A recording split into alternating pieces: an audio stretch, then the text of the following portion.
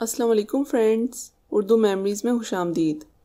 وادی مہران سے بھیجی گئی ایک ایسی کہانی جو تہذیب یافتہ سوسائٹی کے منہ پر ایک تماچے سے کم نہیں۔ رشیدہ بیگم بڑی اکڑ والی خاتون تھیں۔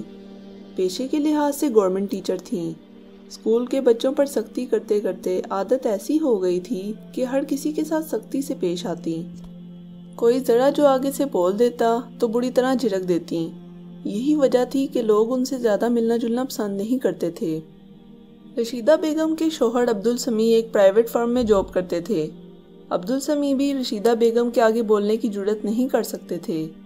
وہ شوہر ہوتے ہوئے بھی بیوی کی طرح زندگی گزار رہے تھے، اور بیوی سے دبنے کی ایک وجہ یہ بھی تھی کہ رشیدہ بیگم کی انکم ان سے زیادہ تھی اور نوکری بھی سرکاری تھی۔ گھر میں رشیدہ بیگم کی حکومت چلتی تھی۔ ان کے 2 بچے تھے، بڑا 15 سالہ سمیر اور چھوٹی 13 سالہ سمیرہ۔ بچے ماں سے ڈرے سہمے رہتے، البتہ باپ سے قریب تھے۔ رشیدہ بیگم کو یہ گمان لے ڈوبا کہ وہ کلاس کے 30 بچوں کے ساتھ ساتھ اپنے بچوں کی تربیت بھی بہترین طریقوں سے کر رہی ہیں۔ مہنگے انگریزی اسکول میں ایڈمیشن کرا کے وہ اپنے ماں ہونے کے فرض سے سبکدوش ہو گئی تھیں۔ انہیں اس بات سے قطعی غرض نہ تھی کہ بچے سارا دن انٹرنیٹ پر کن سرگرمیوں میں مشغول ہیں، اور یہ سمیرہ وقت سے پہلے اتنا فیشن کیوں کرنے لگی ہے۔ 15 سالہ سمیر اسکول کے دوستوں کے ساتھ سگریٹ پیتا تھا اور ہر وہ کام کرتا تھا جس سے وہ برگر فیملی کا فرد سمجھا جائے۔ بچوں کے پاس جدید ماڈل کے موبائل تھے، ماں باپ تو پیسے بنانے کی مشین بنے ہوئے تھے۔ پیچھے بچے کیا کر رہے ہیں یہ خبر اماں ابا کو نہ تھی۔ رشیدہ بیگم شوہر نامدار کی ڈیوٹی جانے کے بعد اسکول کے لیے نکلتی تھیں۔ ان کے اسکول جانے کے بعد بچے بھی وین میں اسکول چلے جاتے اور گھر کو تالا لگ جاتا۔ بچوں کی واپسی 2 بجے ہوتی، جبکہ رشیدہ بیگم 3:30 بجے آتی۔ کبھی جب ساتھی ٹیچرز کے ساتھ شاپنگ پر چلی جاتی تو واپسی 6 بجے سے پہلے نہ ہوتی تھی، جبکہ عبدالسمیع صاحب رات 8 بجے گھر میں گھستے۔ کبھی کبھی بچوں کے اسکول جانے سے پہلے مدثر صاحب کی گھر میں آمد ہو جاتی تو گھر کو تالا نہ لگایا جاتا، بلکہ مدثر صاحب گھر کے چوکیدار بن بیٹھتے۔ مدثر صاحب عبدالسمیع کے بہنوئی تھے، کیونکہ اکلوتی بہن کے شوہر تھے تو ان کی بڑی ناز برداری ہوتی۔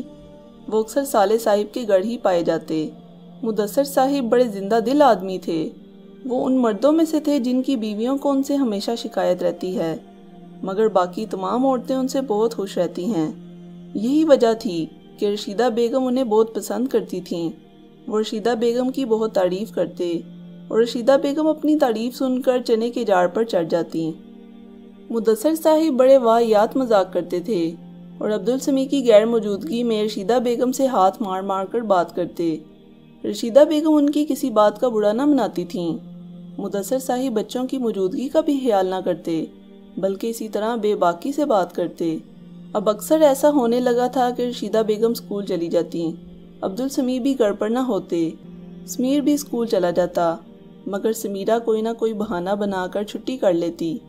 تمام لوگوں کی غیر موجودگی میں مدثر صاحب سمیرہ سے بھی اسی طرح واہیات مذاق کرتے۔ اب تو سمیرہ کو یہ باور کروانے لگتے تھے کہ اب وہ بچی نہیں رہی۔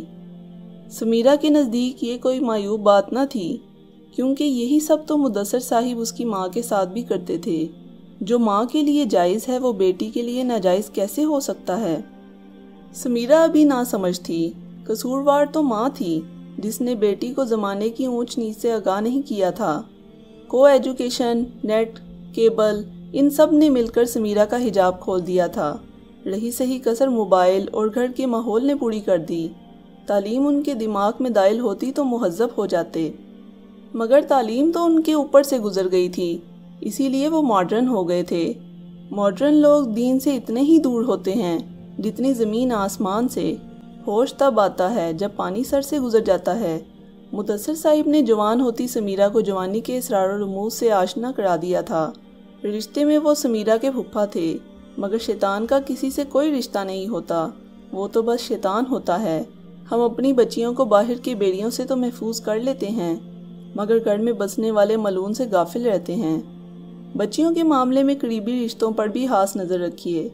لڑکیوں کی تربیت دینی احکامات کے مطابق کیجیے۔